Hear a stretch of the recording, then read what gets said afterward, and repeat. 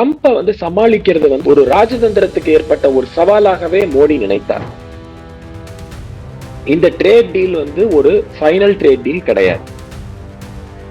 If at all Indian எக்ஸ்போர்ட்ஸுக்கு America அனுமதி தரவில்லை என்றால் India itself is a big consumer market. நம்ம தயார் பண்ற பொருளை நாங்களே கன்சியூம் பண்ணிக்க முடியும். நம்ம எங்கேருந்து வேணாலும் ஆயில் வாங்கலாம். Russia is not the only source of oil. வெனிசுலாவுடைய ஆயில் வந்து வெளியில மார்க்கெட்ல வந்தால் சர்வதேச ஆயில் பிரைசஸ் உடைய விலையை கண்டிப்பா குறைக்கும். So indirectly India stands to gain. Trade deal அப்படின்னு வரும்போது always there will be a give and take. So ஒரு கண்ட்ரிக்கு மட்டும் சாதகம் இன்னொரு கண்ட்ரிக்கு பாதகம்னு ஒரு ட்ரேட் டீல் வரவே வராது. சம் ஆஸ்பெக்ட்ஸ் வந்து யூஎஸ்க்கு ஹெல்ப் பண்ணும், சம் ஆஸ்பெக்ட்ஸ் வந்து இந்தியாவுக்கு ஹெல்ப் பண்ணும்.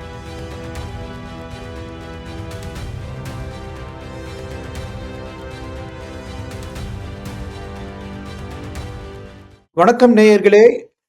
இன்றைய அரசியல் விவாதத்தில் நம்முடன் இணைந்திருப்பவர் திரு ஸ்ரீகுமார் கண்ணன் அவர்கள் பெங்களூரிலிருந்து இணைந்திருக்கிறார். அவரிடம் நம்ம சுவாரஸ்யமான பல விஷயங்களை பேசுவோம். வாங்க, என்னுடைய சேனலுக்கு வந்து சப்ஸ்கிரைப் பண்ணி பாருங்க. நன்றி. வணக்கம் சார், ஸ்ரீகுமார் சார். வணக்கம் சார். இப்போ வந்து ஒரு நேஷனல் லெவல் டாபிக் வந்து இண்டோ யுஎஸ் ட்ரேட் டீல். அதாவது இந்தியாவும் யுஎஸும் பல மாதங்கள் ஒர்க் பண்ணி இப்போ ட்ரம்ப்பும் மோடியும் ஒரு விதமான ஒரு அக்ரிமெண்ட்டுக்கு வந்திருக்காங்கன்னு நம்மளால நிச்சயமா புரிஞ்சுக்க முடியுது. இன்னைக்கு பியூஷ் கோயல் வந்து அதை பத்தி இன்னும் கொஞ்சம் அதிகமா விஷயங்கள்லாம் சொல்லியிருக்காரு. ஸோ இந்த இண்டோ யுஎஸ் ட்ரேட்ல முக்கியமான நம்ம புரிஞ்சுக்க வேண்டிய பாயிண்ட் என்ன? இது வந்து எதெல்லாம் அட்வான்டேஜஸா இந்தியாவுக்கு இருக்கு, எதெல்லாம் வந்து யுஎஸ்க்கு வந்து அட்வான்டேஜஸா இருக்கு அப்படின்னு உங்களுடைய வியூவை சொல்ல முடியுமா? கண்டிப்பா. தோ I am not a geopolitical expert, but எனக்கு தெரிஞ்ச விஷயங்களை நான் பகிர்ந்துக்கிறதுல நான் சந்தோஷப்படுறேன். போஸ்ட் கோவிட் சினாரியோ ஒரு ஒரு குளோபல் ஒரு ரீஅரேஞ்ச்மெண்ட் காமர்ஸ் செக்டார்ல தேவைப்பட்டது. ஏன்னா கோவிட் வந்து பர்டிகுலர்லி அந்த சப்ளை செயினையே பிரேக் பண்ணிடுது. So there needs to be the whole system has to be redrawn. அந்த ரூல்ஸ் அண்ட் ரெகுலேஷன்ஸ்ல இருந்து trade parameters and the business dealings, trade agreements எல்லாத்தையுமே ரீட்ரா பண்ண வேண்டிய ஒரு கட்டாயத்துக்கு உலக நாடுகள் அனைத்தும் தள்ளப்பட்டன. ஸோ இதோடைய ஒரு பேக்ராப்ல என்னாச்சுன்னு கேட்டா, கோவிடுக்கு அப்புறம் பல நாடுகளுடைய எக்கனாமிக் சிச்சுவேஷன்ஸ் மாறிட்டு 2019-20 அதுக்கப்புறம் நிறைய global uncertainties India particularly face பண்ணிட்டு, அதுல ஸ்பெசிபிக்கா சொல்ல போனா அந்த கால்வான் அட்டாக்கா இருக்கலாம், அதுக்கப்புறம் நடந்த இந்த யுக்ரைன் ரஷ்யா வாரா இருக்கலாம், அதுக்கப்புறம் நடந்த இந்த சவுத் ஈஸ்ட் ஏஷியால நடந்த சில டிஸ்டர்பன்சஸா இருக்கலாம். இது மாதிரி நிறைய ஒன் பை ஒன் நடந்தே போயிட்டு இருந்தது. Finally when Trump took over, he was behaving like a maverick. அதாவது ஒரு ஒரு மெச்சூர்டு லீடர்ஷிப் அவர் காட்டல, ரொம்ப புல்லி பண்ண ஆரம்பிச்சாரு. அதாவது தன்னுடைய ஒரு கட்டுப்பாட்டுக்குள்ள எல்லாரும் வரணும், அப்படி வரவில்லை என்றால் அவர்களை வந்து நான் வந்து ஒரு பெனல்டி கொடுக்கற மாதிரி அவங்கள வந்து நான் பனிஷ் பண்ணுவேன் அப்படிங்கிற மாதிரி தன்னுடைய மனம் போன போக்குல வந்து அவர் வந்து டாரிஃப்ஸை வந்து போட ஆரம்பிச்சார். இதற்கு பல நாடுகள் அடிபணிந்தன. பல நாடுகள் அவரை எப்படி சமாளிக்கிறதுனே தெரியாம இருந்தாங்க. Particularly there was no credibility or integrity அவருடைய ஒரு செயல்பாடுகள்ல. குறிப்பா நீங்க லாஸ்ட் டைம் ஜப்பான்ல நினைச்சு பார்த்திருக்கலாம். ஜப்பான் பிரதமர் அவரோட பேசிட்டு இருந்தாரு. இவர் வெளியில வந்து எல்லாத்தையும் அக்ரி பண்ணிட்டாருன்னு சொல்லி ட்ரம்ப் வந்து யூனிலேட்டரலா அனௌன்ஸ் பண்ணாரு. That didn't went well with the Japanese government. அதனால அவர் பதவி விலகும்படி ஆயிற்று.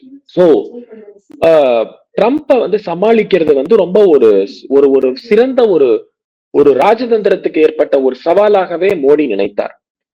அவர் வந்து அதனால என்ன ஆச்சுன்னு கேட்டீங்கன்னா, ஒவ்வொரு முறையும் ட்ரம்ப் இவரை அப்ரோச் பண்ணும் போதும் அவரை ரொம்ப கேர்ஃபுல்லா டீல் பண்ணாரு. ஸோ அவரை பல இடங்கள்ல சந்திப்பதை தவிர்த்தார். பல இடங்கள்ல வந்து அந்த டீலிங் போது எதை வந்து பேசணும் பேசக்கூடாதுங்கிறதுல ரொம்ப கவனமா இருந்தாரு. ஏன்னா இவர் ஒரு தடவை உள்ள ஒண்ணு சொல்றாரு, வெளியில வந்து வேற ஒண்ணு அனௌன்ஸ் பண்றாரு. அப்படிங்கிற போது பொறுப்பு வந்து நம்ம கிட்ட ரொம்ப ஜாஸ்தி இருந்திருக்கு.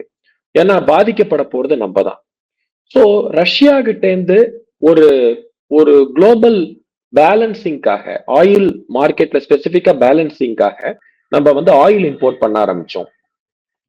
அது ஒரு பலனும் கொடுத்தது. ஏன்னா அந்த டயத்துல இருந்த ஜியோபொலிட்டிக்கல் சிச்சுவேஷன்னால ஒரு பெரிய பலன் இந்தியாவுக்கு கிடைச்சது. இந்தியாவோட ஆயில் மார்க்கெட் ரொம்ப ஸ்டேபிளா இருக்கு. 3 வருஷத்துக்கு மேல நம்மளுடைய பெட்ரோல் டீசல் விலைகள் வந்து ரொம்ப ஸ்டெபிலிட்டியா இருக்கிறத, இந்தியால ஸ்டெபிலிட்டியா இருக்கிறத நம்ம பார்க்க முடிகிறது. சோ அமெரிக்காக்கு இந்த ஒரு ஒரு பாயிண்ட் வந்து ஒரு நெருடலை ஏற்படுத்தினது. It was itching them. This particular point was itching them. Particularly ஒரு பெரிய குளோபலி மோஸ்ட் பாப்புலேஷன் உள்ள கண்ட்ரியா இருக்கிற இந்தியா எப்படி வந்து இந்த ஆயில் இஷ்யூவை வந்து சைட் ஸ்டெப் பண்ணி போகலாம் அப்படிங்கிற ஒரு கியூரியாசிட்டியும் அமெரிக்காக்கு இருந்தது. To plug this issue America என்ன பண்றாங்கன்னா, இந்த எங்க கிட்ட இருந்து ஆயில் வாங்கணும், ரஷ்யா கிட்ட இருந்து ஆயில் வாங்குறத நிறுத்தணும், அந்த ஆயில் டிபெண்டன்சி வித் ரஷ்யாவை நிறுத்தணும் அப்படிங்கிறதுல ரொம்ப குறியா இருந்திருக்காங்க. சோ இந்த ட்ரேட் டீல அதுக்கு ஒரு சாதகமா பயன்படுத்திக்க பாக்குறாங்க. So if you want to have a trade deal with America, you should stop Russian oil அப்படின்னு. இந்தியா ரொம்ப கவனமா அமெரிக்காவை சைட் ஸ்டெப் பண்ணிட்டு மற்ற உலக நாடுகள் எல்லாத்தையும் தன்னோட ட்ரேட் டீல் அமைச்சுக்கிட்டாங்க. சமீபத்துல நடந்த யூரோப்பியன் யூனியனுடைய ட்ரேட் டீல் முதற்கொண்டு. So India was planning to bring down the bargaining power of the US. நீங்க நினைச்சு பார்க்கலாம், 26th of January ரிபப்ளிக் டே, அப்ப யூரோப்பியன் யூனியன் லீடர்ஸ் வந்து இந்தியால கலந்துக்கிட்டாங்க. சோ அப்ப பாத்தீங்கன்னா மறுநாள் 27th of January the free trade agreement with the European Union but that was signed. அது வந்து மதர் ஆஃப் ட்ரேட் அக்ரிமெண்ட்ஸ் அப்படின்னு சொல்லிட்டு இந்தியன் சைடும் சரி யூரோப்பியன் யூனியன் சைடும் சரி அவங்க வந்து ஸ்லாகிச்சு சொன்னாங்க. So within 1 week time America was bound. It was compelled to approach again India. ஒரு வாரத்துக்குள்ள ட்ரம்ப் திரும்ப கால் பண்றாரு. America India reciprocated it. அதுக்கப்புறம் இந்த ட்ரேட் டீல் வந்து ஒரு ஃபைனல் ட்ரேட் டீல் கிடையாது. It is an interim arrangement. It is a broader framework upon which these two sides have agreed in broader terms. முதல்ல அந்த 50% டாரிஃப் அப்படிங்கிறது 18% குறைக்கப்படுது. பீனல் இன்ட்ரெஸ்ட் அந்த 50%ல இருந்த penal interest of 25% has been taken out. So மிச்சம் இருக்கிற 25% அப்படிங்கிறது 18% குறைக்கப்படுகிறது. And the crucial sectors like agriculture, dairy and other sensitive sectors have been kept outside the purview of this agreement. ஒரு சில ஐட்டம்ஸ்க்கு வந்து நம்ம வந்து we have நிறைய வந்து இங்க இருக்கிற சலுகைகள் காமிக்கிறோம் இந்தியன் இதை பொறுத்த வரைக்கும். காரணம் என்னன்னு கேட்டீங்கன்னா, இஃப் அட் ஆல் இந்தியன் எக்ஸ்போர்ட்ஸுக்கு அமெரிக்கா அனுமதி தரவில்லை என்றால் India itself is a big consumer market. நம்ம தயார் பண்ற பொருளை நாங்களே கன்சியூம் பண்ணிக்க முடியும், இந்தியாவே கன்சியூம் பண்ணிக்க முடியும். So the problem is with the US, not with India. So இந்தியாவை பொறுத்த வகையில இதை நம்ம வந்து ஒரு பேலன்சிங்கா எடுத்துட்டு போகணும்னு நினைக்கிறேன். அதனாலதான் domestic consumers on one side, exporters on the other side. So ரெண்டுத்தையும் பேலன்ஸ் பண்ணி இந்தியன் சைடு ரொம்ப மெச்சூர்டாகவும் ரொம்ப நிதானமாகவும் ரொம்ப நம்பகத்தன்மை உள்ள வகையிலும் நடந்து கொண்டிருக்கிறார்கள் அப்படின்னு நான் பாக்குறேன். சார், இப்ப நம்ம ஆயில் பத்தி வந்து திருப்பி நம்ம பார்க்கணும். ஏன்னா இப்ப இந்தியா வந்து ரஷ்யாட்ட இருந்து ஆயில் இனிமே வாங்குறதுக்கான வழிமுறையே இல்ல. ஏன்னா இந்த மாதிரி ஆயில் வாங்கினா திருப்பி 25% பெனால்டி வந்து இம்போஸ் பண்ணக்கூடும் அப்படின்னு வந்து காங்கிரஸ் வந்து இன்னைக்கு கம்ப்ளைண்ட் பண்ணிருக்கு. அதை பத்தி என்ன சொல்றீங்க? காங்கிரஸ் உடைய குற்றச்சாட்டுகளுக்கு வந்து எல்லாத்தையும் நம்ம வந்து சீரியஸா எடுத்துக்கணுங்கிற அவசியம் கிடையாது. we know where the mind of the Congress is now. நம்ம எங்கேந்து வேணாலும் ஆயில் வாங்கலாம். So Russia is not the only source of oil. இப்ப சமீபத்துல யுஏஇ உடைய அதிபர் அந்த அவர் வந்து நம்ம நாட்டுக்கு வந்திருந்தாரு, மன்னர் வந்திருந்த பொழுது அவர் வந்து ஆயில வந்து கொடுக்கறதா அவர் சொல்லியிருக்காரு.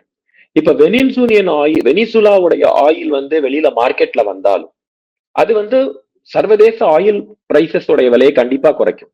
So indirectly India stands to gain. இது தவிர கொஞ்ச நாளைக்கு முன்னாடி பிரைம் மினிஸ்டர் மோடி வெனிசுலாவுடைய இன்டரிம் அதாவது டெம்பரவரியா இருக்கக்கூடிய பிரசிடென்ட் கிட்ட அவர் பேசியிருக்காரு. வேர் that Venezuelan interim president also assured to give a cheap oil to India. So இப்ப இருக்கிற ஆயில் பிரைசஸ் ஸ்டேபிள் ஆகி நம்மளுடைய ஆயில் மார்க்கெட் ஸ்டெபிலைஸ் ஆகிறதுக்கு ரஷ்யா கிட்ட இருந்து மட்டும் ஆயில் வாங்கணுங்கிற அவசியம் இல்லை, பல நாடுகள்கிட்ட இருந்து நம்ம வாங்கலாம்.